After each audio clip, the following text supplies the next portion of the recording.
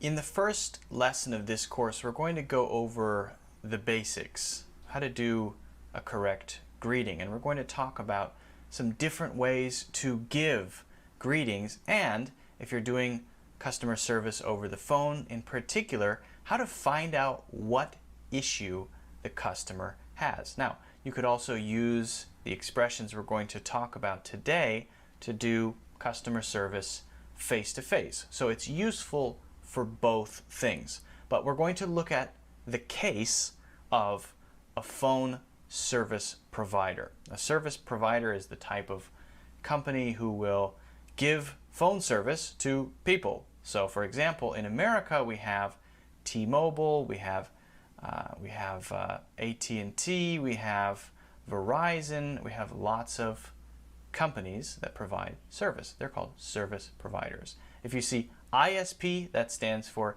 Internet Service Providers. Anyway, the case is, I'll just read it. You work for a phone service provider called Spork. I don't think that's a real company. Don't look it up. I made up the name. Spork, by the way, is a kind of spoon-fork combination thing. So I thought it was a funny name. A customer is calling with an issue.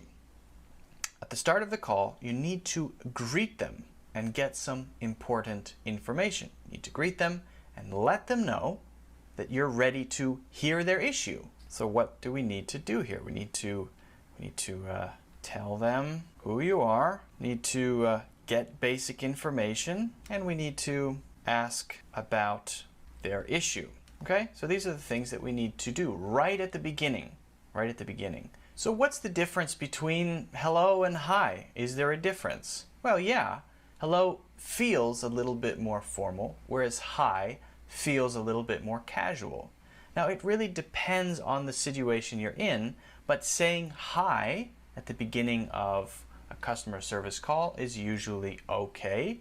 Saying hello is usually okay. Saying hello there is even more bright. It feels warmer. So this one feels very friendly. It is a bit casual, but the feeling is warm. Now, a lot of that comes down to your voice. If I say, hello, my name is Luke, okay, that sounds serious, but if I say, hello, my voice, the tone of my voice communicates friendliness, whether I choose this one or this one. But this one, hello there, feels more friendly than hello if I say them the same way, okay? Hi sometimes is a little too casual, so you have to be careful with hi, and hey is pretty much definitely too casual. Generally, if you don't know somebody, you don't want to use the word hey as a greeting. If you say hey, they will feel offended probably. Most people would feel uncomfortable if someone who just met them or is talking to them for the first time said hey. Usually it's something we say to our friends. I like hello there as a greeting. Hello is fine. Hi is generally fine. So a simple way to begin the call in this situation then would be, thank you for calling Spork. My name is Luke. That's pretty much the basic one. Okay? If you work for any company, often the very beginning of the call will be your name and thanking them for calling. Thank you for calling. My name is Luke. My name is Luke. You can add there, thank you for calling, if you want to, right there. My name is Luke. Thank you for calling. I am a Spork specialist. Or my name is Luke. I'm a Spork specialist. Thank you for calling.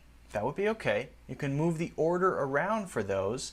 This is just an alternate way of saying it. Alternate means a different way of saying it. If you want to say something more about yourself, for example, your title. My name is Luke. I'm a manager.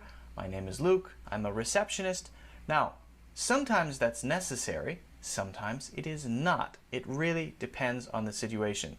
If you want to let them know who you are, a little more about you, maybe the second one would be better. And then you can add, perhaps, thank you for calling, maybe at the end, or maybe right here. Okay? So the pieces are kind of flexible. You can add and remove things, but within each piece, you can't really change it. Okay, like for example, this, thank you for calling, there isn't really a more common way to say that, and those words have to be in that order. Maybe you didn't mention your name earlier on and you want to say it later. Okay, that's pretty easy. If you ever want to mention your name later when you didn't say it before, you might say, just to let you know. Just to let you know.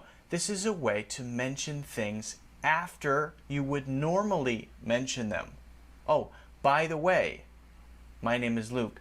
Just to let you know, my name is Luke. Okay? By the way here and just to let you know, these are very similar. And you can use this phrase and by the way to introduce lots of other things. It's not just for your name. It's to bring up information that you want to connect to this situation when actually it may not be related to what we're talking about.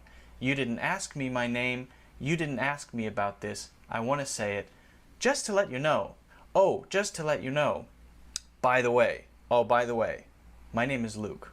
Okay? And you can do that in a conversation too. Okay? If you're having a conversation with somebody, you didn't tell them your name. By the way, my name is Luke. What's your name?